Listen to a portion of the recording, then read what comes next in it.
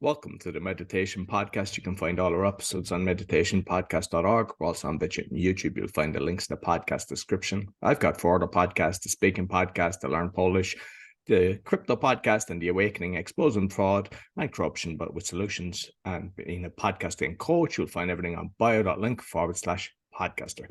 My guest today it's some part near Dallas, Texas, just outside, I believe, but she can tell you more. She's an author, psychic medium, certified spiritual advisor, educator, and a speaker. Please welcome Michelle Henderson. Hello, I am so grateful to be here. Thank you for having me. No problem. And for those that are actually listening, if you're on Spotify, we have the video as well, so you can see, and you'll see what a beautiful background Michelle has. Oh, yes. Thank you very much. Yeah, no problem. So you might let the listen. I mean, I've obviously touched on the kind of bullet points, but you might kind of let the listeners know a little bit more about Michelle. Oh, absolutely. Yeah. So I'll do the quick version because, the older that you get, the more things that you do. So I know we don't have a week, but anyway, so I have been an educator pretty much most of my career. And I had spiritual awakening in my 20s. And I always used my intuitiveness and to work with the kiddos and their parents. And, and then finally, right before COVID hit, I told my husband, I said, you know what? I need to work as a psychic medium. I'm being pulled. I need to work on my gifts. I need to tune in a little bit. And he said, absolutely. So that's when my spirituality actually started working, and I started working as a professional psychic medium. And it was a great thing to do because I feel like my authentic self came out. And so I've been a little bit busy trying to keep busy in that area, and I love working with families that have children with intuitiveness as well. Okay, makes sense. So, kind of what's your own kind of journey yourself when you kind of felt something that you could kind of relate to this? Oh, absolutely. Because, so whenever I was a child, I could always feel that energy. And I know I've talked to so many people that did the same thing. They could feel the energy. They either, see deceased loved ones. Now, I didn't, but I could always feel what my friends were feeling. I was really a big empath. And of course, everybody said, "Oh, Michelle, you're just imagining things. You're so emotional. You need to stop being so emotional." And when I would tell my parents, I'm going, but I feel something in the room, some type of energy. I knew somebody was there. And they would kind of blow it off, either that or being in the Bible Belt of the United States. It was like, oh, don't go there, don't open that door, So I shut it down. And I didn't realize how many people went through the same experience until I decided to work as a psychic medium and take classes. And when I talked to a lot of people, they went through the same thing. And I'm going, you know what? We need to change that way of thinking. We need to help and embrace these children, because that if you don't allow them to really think and feel who they truly are, that's when you start seeing the behavior problems. And you start saying, and they're going, I'm just trying to find myself, and who to blame them. So did you ever go through that, Roy, when you were younger? I don't know. It's hard to tell. I've always been kind of in touch with, I kind of look at things totally different to everybody else. And I know my youngest son is I believe that, I can see things kind of a lot better than most people, and he's 100 times better. He's only 9 now, and it's like, I kind of look at how he's in touch, but then I don't knock him, or I don't kind of quash it, or the education system. I intentionally send them to a school that's it's copying the Finnish system. It's very creative. They let them kind of choose themselves. They're not like, unlike us, we were told, sit down, cross your hands, put your finger to your mouth. And like, as you say, I think people kind of shun you into it. If you think you have a gift, they kind of knock it. And just for those that might be listening and think, this is kind of a bit woo-woo. Like, I've seen a lot of, and I've had a few guests on talking about this, but there's one guy, I don't know if you've seen that. He's an Uber driver, and he gets the passengers in and he starts talking. And the things he's saying to him, you just see him freaking out, because he's saying, it's your father, or you had a child died, and he's with that child, and things that impossible for him to know. And I know that through my own experience. I mean, I've talked to a few different people. There's a lot of fraudsters out there, without a Oh, doubt. They yes. just but I know, like, I remember one time I was working in, it was for a contractor in Ireland. So we were doing like Johnson, a big development there. And there was a Mhm. cleaner there, and somebody mentioned to me that she really knows it. And I spoke to her. I said, look, I heard that you've got this gift and everything. So she says, okay, yeah, come here. And she just caught my hands. And the thing she told me just was impossible for anybody to know, that Right. 100% she had a gift. And then I brought friends up to her. We organized a meeting, and she basically was just kind of on a donation basis. It wasn't even, it was kind of like a side thing that and every single person was shocked with like, we knew, like, the friends that we brought up, we knew exactly kind of a lot of things about them, and she wouldn't know them at all. It was the first time she met him, and she was saying things that we were like, whoa, and it scared Yeah. people, like, you know. Right. So like, just for those that might be a bit kind of skeptical, it's like, Right. don't knock it till you kind of find the right person, because Right. 100% there, people have that gift without a doubt. Well, and you know what's interesting? I love that you brought up there's a lot of frauds out there, but if you look at it too, it's not only the only profession that there are frauds. So there are frauds everywhere. You know what I'm Absolutely, saying? So a lot of absolutely. people, but and you are right. You need to go to somebody that you feel drawn to. And a lot of people, if you are not ready to have the information, if you're not there and you think it's all woo woo, you're not going to be able to receive the information. Because from the spirit world, you know, and I always, it always sounds kind of strange when I say this, but the message that you get from spirit world, it is for you and for your healing purposes. There's always a reason why you're hearing it. It's almost like, okay, so whenever you're talking to a friend or sometimes even a stranger, you know, in a line when you're at the grocery store, and they say something and you're going, you know what? I needed to hear that for today. That wasn't coincidence. That was definitely the spirit world stepping in and saying, you know what? You need to hear that message for today. So I love that you bring this up, and your son is so lucky to have you, you know, to embrace wherever they are, because kids are so in tuned to the spiritual world. And what like, I've noticed from a very early stage that even some people, you know, they're kind of, they go up to a child, oh, hello, and they're all, it's fakeness. And he can read that straight away. Oh, He yeah. is Yeah. brilliant at telling who's good and who's bad. And like, I just love it, because my mother has that gift. My mother used to be Mm. telling me, stay away from this person, stay away from that person. Of course, I thought I knew better. And they turned out, you know, there was so many different things that happened with the people that she warned me stay away from. And even in Right. business and everything, she'd often say to me, no, I don't, I'm getting a bad feeling about that person. And I'm like, look, I know him 5 years. And as it turned out, she's never been wrong. And it's like, so, Uh-huh. you know, It's it's, that stubbornness in you. You're going, I can figure it out on I have to my get out, own. I But have to park my head and get into the heart, you know. And so, like, you studied with Elisa Williams. So is that yes, something, just for those that might feel some sort of gift, you might kind of tell me what that entailed and absolutely. how you can kind of, you know, improve, I suppose, if you feel something.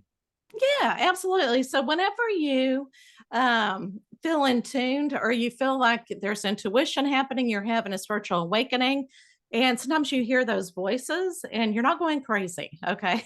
So whenever you decide that you want to embrace your gift, because sometimes you get that pull, it is so good to find a spiritual teacher.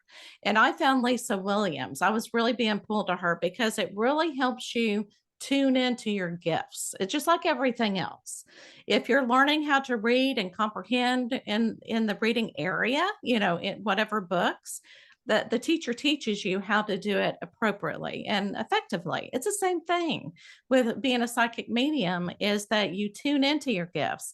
Even if you are some other light worker, you need to find somebody, you know, to help you in that gifted area. Because a lot of people will also maybe be a shaman. They may be light workers, just working with the energy.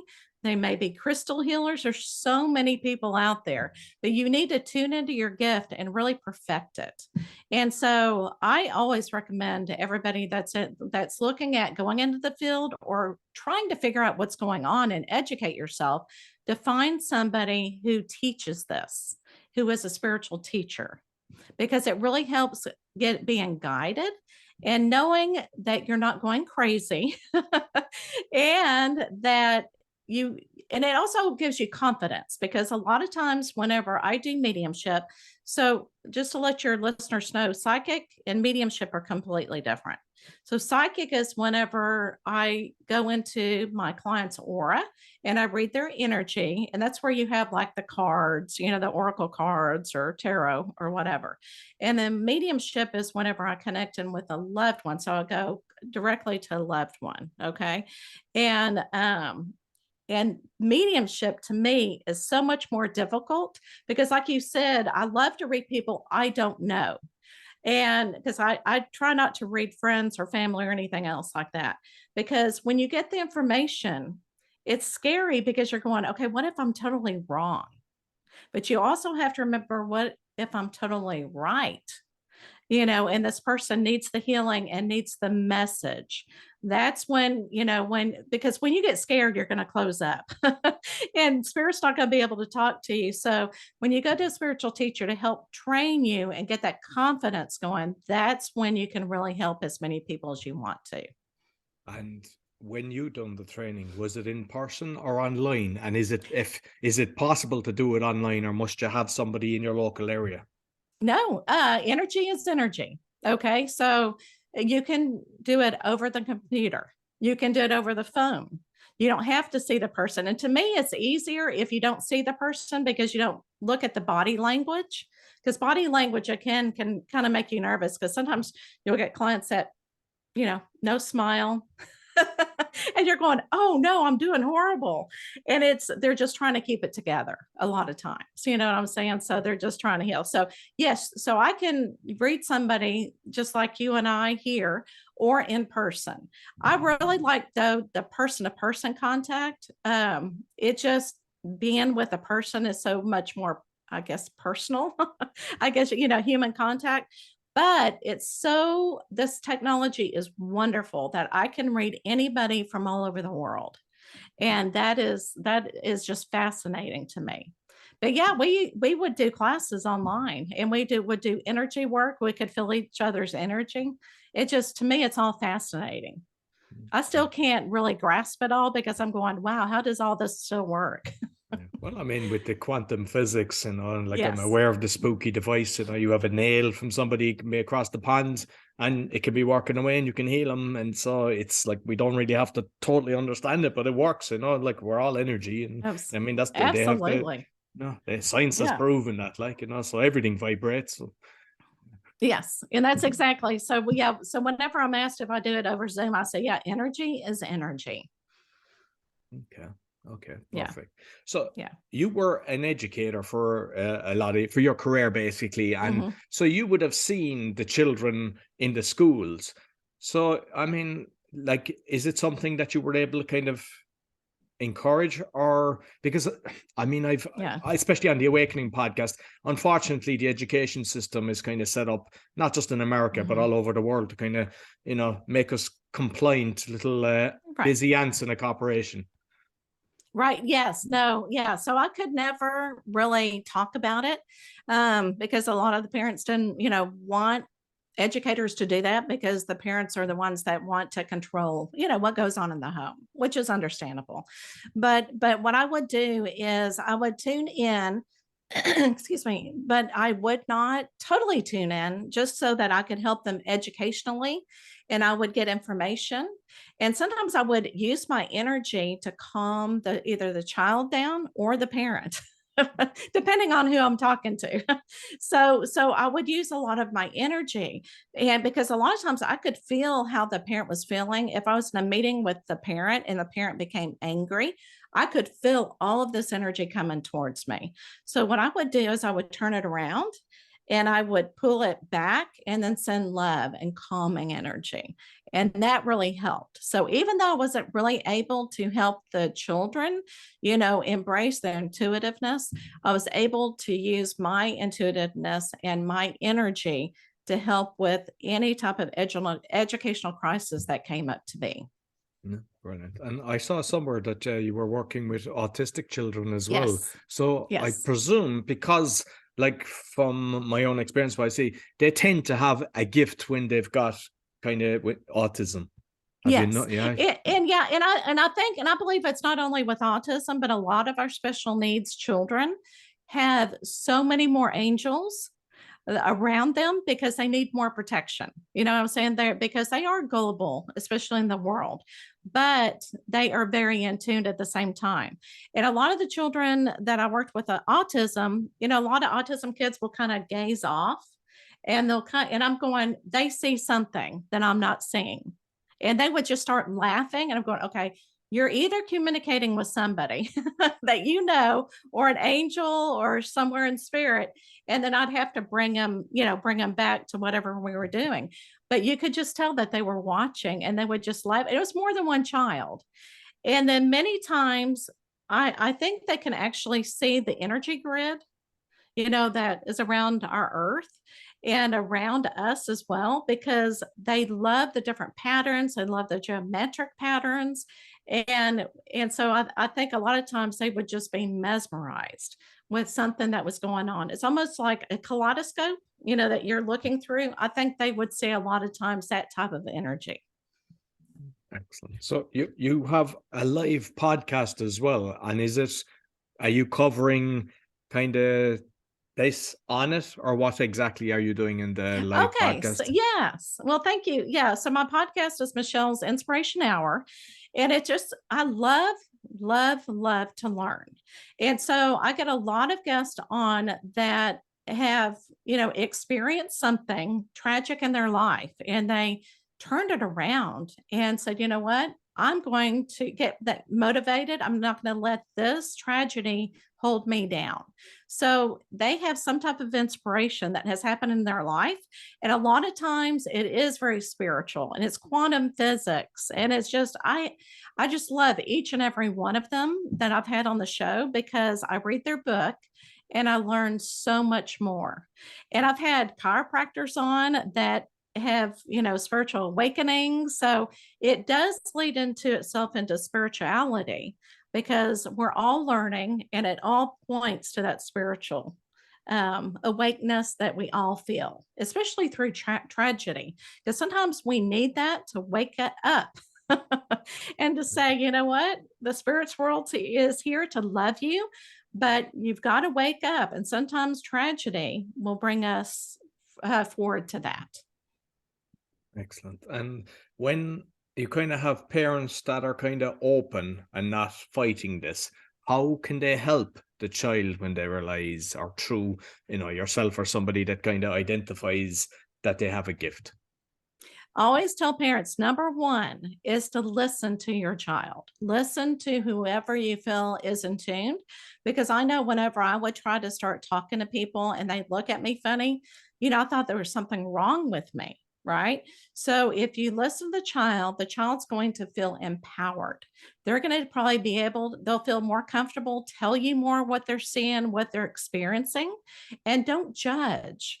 And if you cannot help them, then find a psychic medium or a spiritual shop, a metaphysical store that you can go to and say, hey, I don't know how to help my child.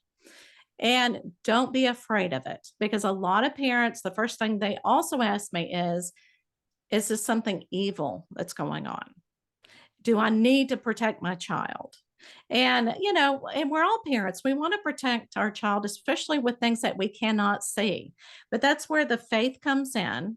Listen to your child. If you feel like you need some sort of protection, I'll say get crystals, pray, you can do sage around the room, and for your intention to have love and light spirits come in and talk to your child. And I always tell parents, you don't really have anything to be afraid of. Now, if the child becomes afraid, That's also doesn't mean that's an evil spirit.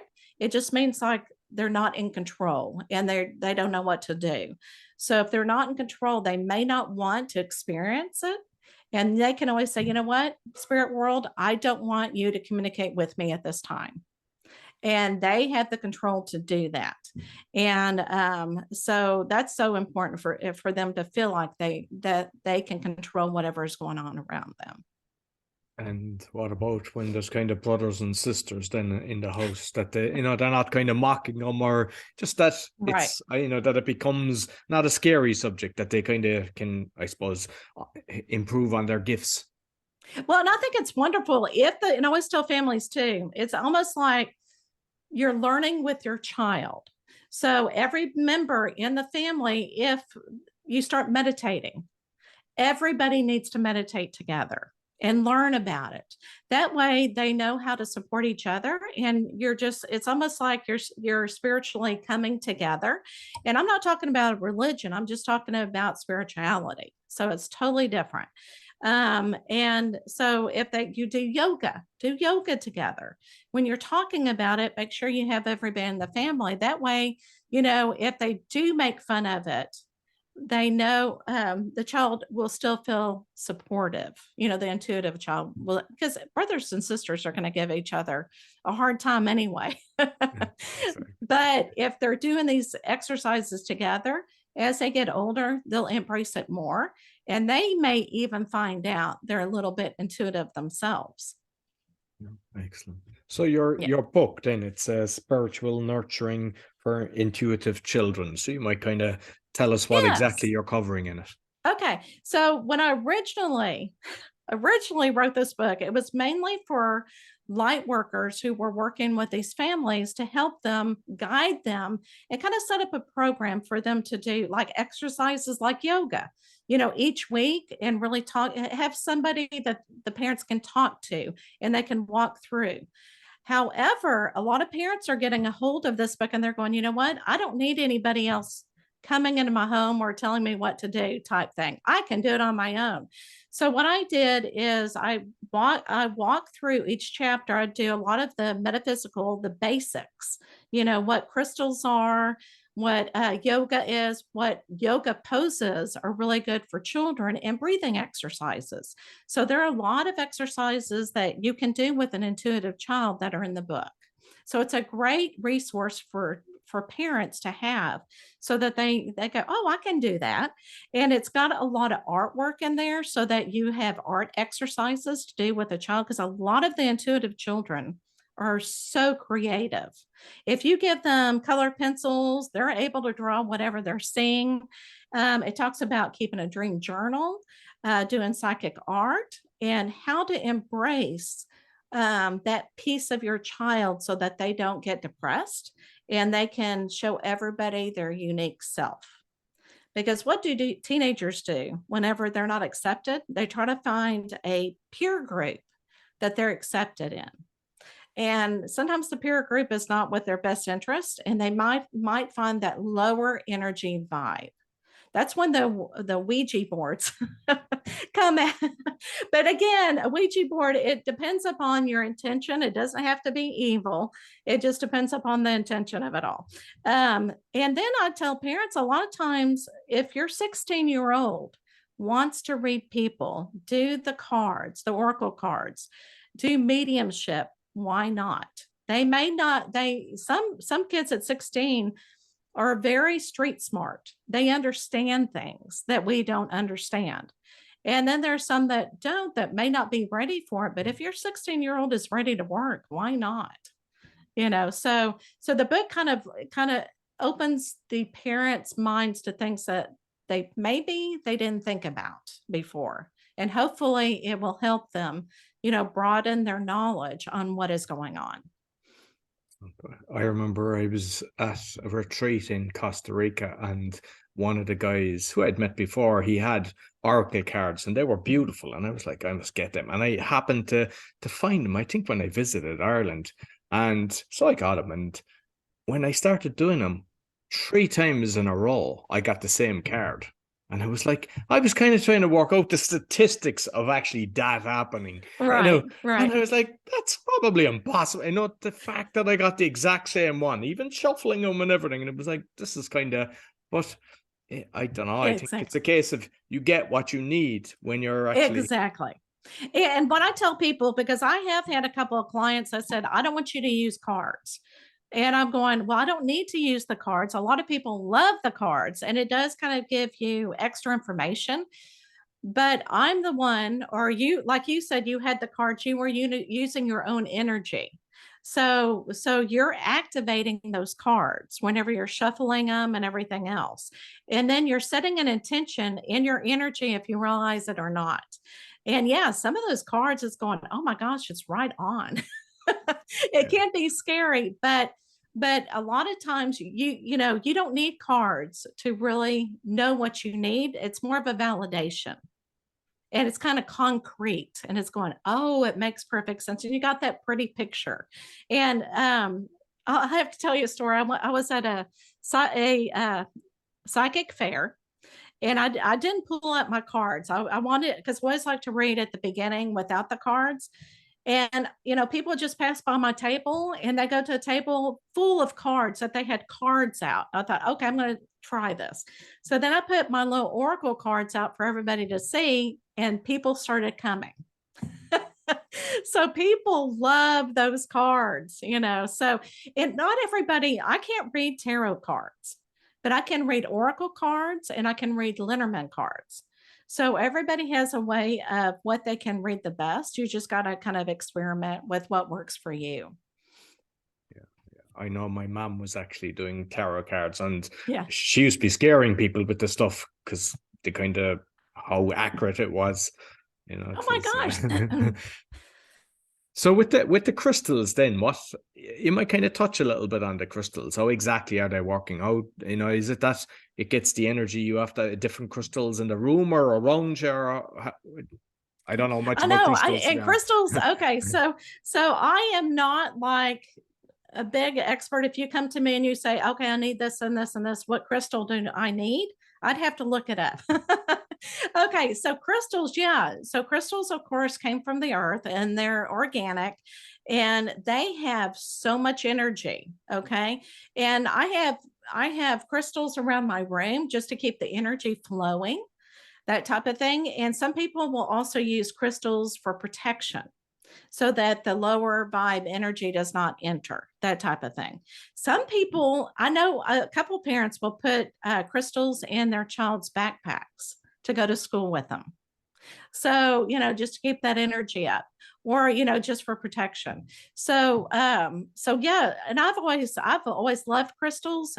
But to me, I just like the color. I love now energy. You can feel it if you pick up a crystal. If you're wondering what kind of crystal that you need, what you do is you go to a crystal store or metaphysical store, then you put it in your non-dominating hand. Okay. And then you put your other hand underneath it, stand up, and put it near your stomach. And then if you go backwards, you need that crystal in your energy field. If you just stand up straight and you're not feeling any energy, you don't need that crystal. So there's different ways that you can figure out what you need whenever you're looking at crystals. Excellent. Yeah, never heard of that before. That's fascinating. And I with the know. the breath work, then you mentioned the breath. Is it just kind of like Yes. deep breathing, or do you go like into? Because I mean, I've tried all different types of breath work, different facilitators, and I know the benefit. And I just finished actually Wim Hof book, and I Yeah. I had met him, and like even just listening to him, how good it is for our health and everything. So Right. is it you kind of encourage kind of the whole family as well to just, I suppose, breathe properly Yes. instead of shallow breathing? Absolutely. And I don't think we realize when we shallow breathe, and that's all we do all day. But whenever you're working with spirit, it also, or when you're stressed out of the day, I mean, it can help anybody. You're going to whenever you do breath work, it clears your mind, it clears your energy. And so there are different exercises that you can do. I love what's called the energy ball.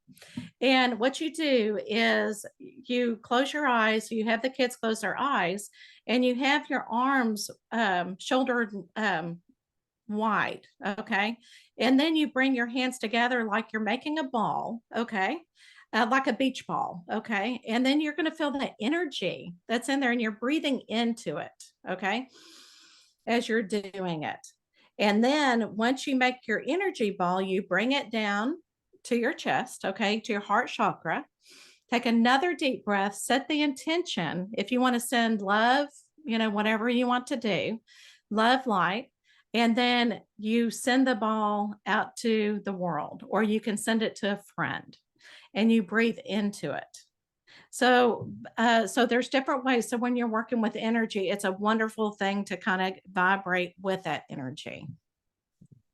Brilliant. And is there a way that like the parents can spot something if the child doesn't realize it themselves? What do you mean spot? As Like in what? like realize that they've got some sort of gift, because the child mightn't be. Oh, yeah. Okay. So I see what you mean. If the child, especially the younger ones, they think it's really normal for them to behave this way. Like, oh, I just talked to, your grandmother who has passed away. And they think that's normal. So and I always tell parents too, if the child comes to you and they're talking to you about this and you're going, and they think it's normal, again, don't react to it and just kind of help them through it. Say, oh, well, that's very interesting, or if they get anxious about seeing a spirit, and just say, okay, let's breathe through it together. So it's always good to embrace that and also do the exercises to help enhance it. Well, show me what your grandmother looked like. Show me that picture. Draw grandma's picture, or tell me a story about why was grandma here? So just start asking questions and just be fascinated with it. And the child's going to feel really good that, what? You may want to, yeah, as a parent, you may also want to say, what? I can't do that. I think it's so awesome that you can do it. So you're reinforcing it. And again, that's a part of them. And just with like the education then that, with all your experience, because Mhm. sometimes people, they get on the education, but it's gone weird lately. I mean, we saw all the craziness that's going on, but it's kind of starts in America and ripples across the world. So it's not Oh, just, right. it's not just specific to the Yeah. US, but like what can be done to change? Like what would be your kind of solutions for the education system that kind of stop taking the creativity out of us, and in turn maybe the gifts that the children have as well? Oh, I love it. I love it. I love it. And and I wish I could say that I wish that every teacher would listen to the child at school and embrace it and maybe say, well, write it in your journal, because a lot of times, they have journals. But you know what? It goes with also not education in itself, it's also the teachers that teach, because everybody has different belief systems. They may be afraid of it. So if as a parent, if your child is at school and they get bullied or the teacher shuts them down and they're having a terrible experience at school, not being themselves, then find a different school that they can go to that will accept it, because there are schools that, like you said, creativity schools that allow the children to be themselves and there's no judgment going on. So they really need to find a school that way. And if they can't, then they can also, because okay, so there I interviewed Ellen Edsmonds. Her son was on the A&E Psychic Kids channel, and it was a series, and it was on the first episode, and she said that at his school he was being bullied. He was writing in his journal, like explaining what was going on with him, and she finally told him, because he would be coming home from school just upset, say, you know what, why don't we just talk about it at home? So, and it then kind of explained to him, not everybody has the same belief system as we do. So it's almost like he was having to learn a hard lesson. Not everybody's going to accept you as you are, but the people who love you, that are close to you, are going to accept you for who you are. And so it's almost like a coping mechanism that he's learning early, and he has to work through it, because not everybody is, loving. A lot of times they're very hateful. And for an empath to learn that and to how to protect themselves, it's very difficult. It's a hard lesson, because, when they're young, they think everybody is just so sweet, so angelic, and they're not. And that's just the world that we live in. Oh, excellent, excellent. And just finally, with meditation, then, do you practice meditation yourself? I do. I have kind of gotten off the wagon a little bit because I've been so busy. But yeah, so that's really how I opened up more and more, is through meditation. And I tell people, you don't have to meditate in a quiet room, with your eyes closed. You can meditate sitting outside watching the trees blow.